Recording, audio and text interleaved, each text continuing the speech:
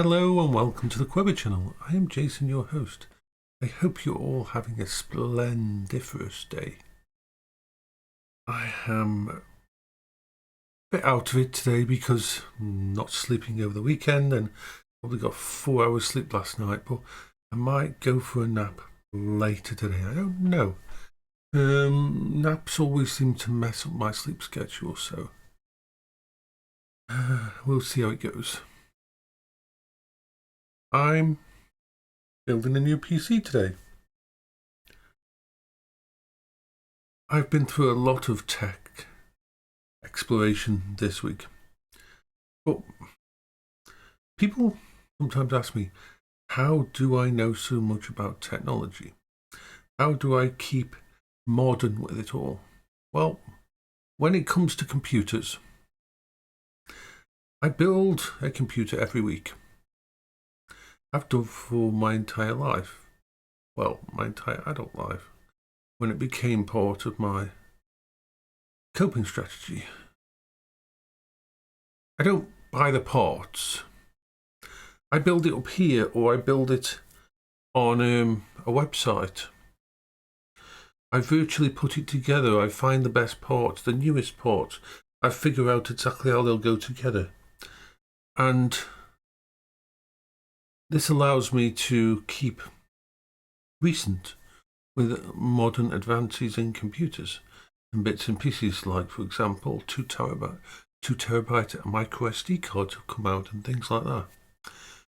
Now, I take it much more of a deep dive than most people, but it's a part of my therapy. It's a virtual project I can go and do at any time. I used to go to places like overclockers and that, but I don't have infinite money. And even when I'm virtually putting stuff together in a virtual way, I prefer to keep it real. So I order most of my parts off Amazon these days. Ends up probably being about 20% cheaper, the entire build. So I'm always putting together different computers for different use case in my head and designing them, and I'll put together a list and I'll put them in there, my save till later file, just in case I ever get the money to build one, just in case I'm ever in a situation to put them together. But the act of building it, the act of putting a computer together is very therapeutic for me. I love doing it.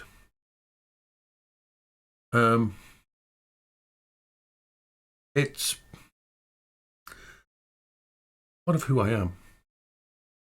Now, the computer I'm building is my backup computer, my layered computer, what I call my layered computer. See, now I've been using my Steam Deck, and on the Steam Deck, I'm using it, it's permanently as my main computer here. I'm like, this is really well. And for 15-watt gaming and stuff like that, it's perfect. Star Trek Online, and that works perfect on the Steam Deck. Play it on my main screen here. Played it last night, no problems. There will be games that I can't play on the Steam Deck. Now, my choice was to jump straight to the server. You know, I've got a server set up downstairs. It is now my old main PC, and that's doing all the bits and pieces for like 200 watts less power, which really nice. That is, makes me happy. That's the big thing.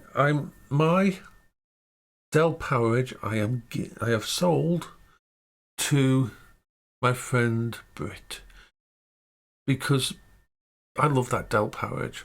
Absolutely fucking love it, but a 300 to 320 watt idle, I cannot justify, no matter how much it fucking makes my brain happy. So after I had set it up and got it all working and working perfectly, it started to grate on me again about the power usage and the idle, and you could turn it off and have it just come on at certain times. Yes, but the problem with that is these servers can take like 10 minutes to come back up and have all the settings right, and you might have to change the fan settings and tweak other bits and pieces and so on. It can be a pain in the ass, a pain in the absolute ass to get it all working again as you want it. So choice was leave it on all the time or not use it. So I decided against it. I made a command decision and thought, with the processor that I've got in my primary PC that used to sit here and be all these monitors and do all this, I can actually do the same what I can with that server for less power, more efficiency, and actually faster than it. I mean, that R30 isn't any slouch, but my PC downstairs that took its place is actually more powerful in many ways. 165 watt CPU is doing the actual legwork of 240 watt CPUs. Now you get where the idle comes from. So swapped it over, got it all thingy, and my friend Britt gave me some money, really just a token amount because I would have given it to him anyway, but he knew I wanted to build another computer. And so I've got an old case on here that I've emptied out. It's got a bit of a hole in the top, but I'm going to duct tape that over. So we've got that there. All that there. Bits and pieces and that ready when the parts arrive. So like I said, it's going to be a layered computer system. A layered computer system. What do I mean by that? Well, anything that can run on this computer system will be run on this. This is the primary build. This is the Steam Deck, anything that can run at 15 watts and that, at 30 or 60 FPS or 50 FPS, doesn't matter as long as it's stable FPS. I mean, it's like certain games only need 30 FPS. If you're doing top-down stuff and if you're doing static map stuff and that, or you do not need 60 FPS for those kind of games. Certain games are better at 60, but a stable 30, remember, consoles did a stable 30 for a very long time. So anything that runs on this with no issues, nothing that's going to bother me, I will use this system to run, no problem. Then I will have this backup computer here, which will be a computer which will be set up almost completely as the Steam Deck is. It's going to have Steam OS on it and everything.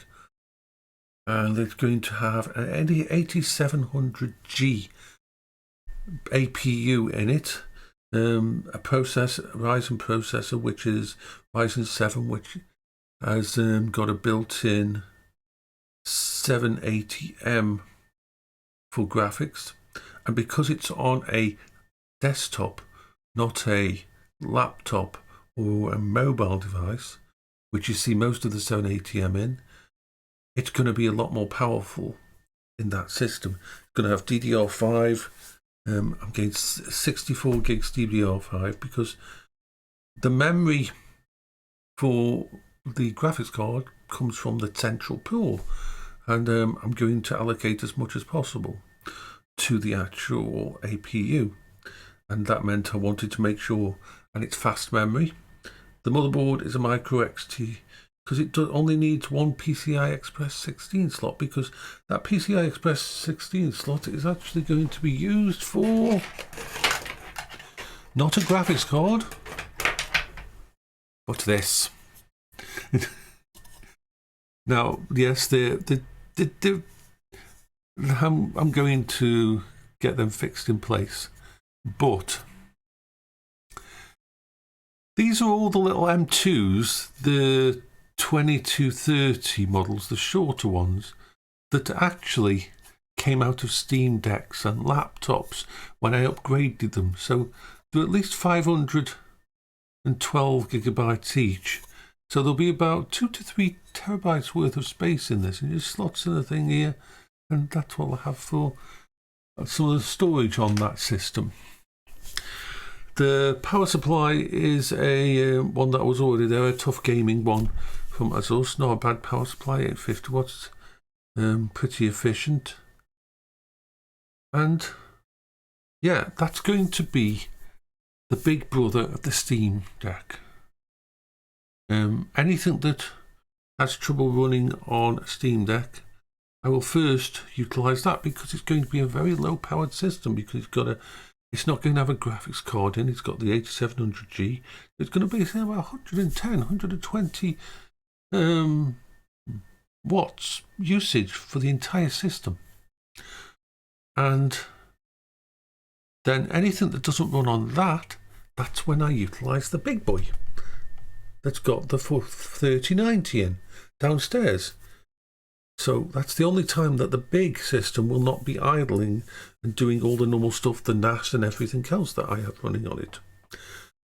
That is how we make sure that we've got a layered computer system, and we only use the system that we need to. Some things like AI. If I want to do like a 30 billion model, then of course put it on my main PC. So, but this layered computer system setup will allow me to not use power when I don't need, like for example. The weird thing is, OBS on SteamOS is less glitchy and works better than on Windows. And games that I do play or manage to play on the Steam Deck are so fucking much better. Now, what's going to happen in the kitchen? Because I'm going to be removing the server. Next time Brick comes, going to take the server away and all that. This is going to become the kitchen. What is this? This is the Little Minis Forum EM680. It's got a AMD 6800U CPU. It's got 32 gigs RAM. It's got 2 terabytes of space. It's a fucking little tiny thing. Why am I going to set this up in the kitchen? Very simple. I want to start doing the actual brain gone blank. I want to start doing cooking streams and stuff like that. This is a perfect little thing to do that with. It's got the power and everything. It's got good wireless in it. It's got a micro SD slot. It's got lots of thingies on it. It's one of the most wonderfully compact little PCs. It's a micro PC really. I mean, I might even fit this on the back of my the monitor in there, and turn the monitor that I'm going to leave down there into an all-in-one. So yeah, this is the plan for tech. So I'm looking forward to today, even though I'm tired, because I get to build a PC. Yay! But I'm really tired, so yeah. I would say bye-bye for now. Take care of yourself, you wonderful, splendiferous people of doom.